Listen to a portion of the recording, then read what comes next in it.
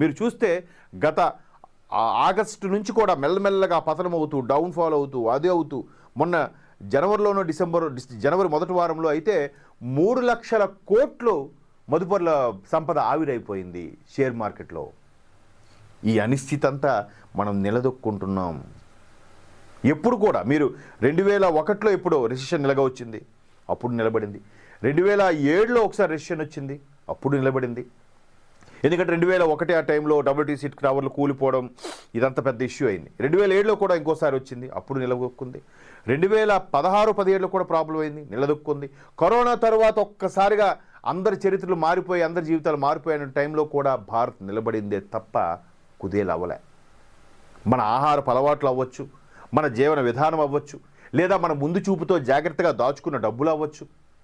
మనం 10 రూపాయలు సంపాదిస్తే 9 రూపాయలు ఖర్చు పెట్టిన రూపాయి ఉంచుకుంటాం రేపటి కోసం ఆలోచించి.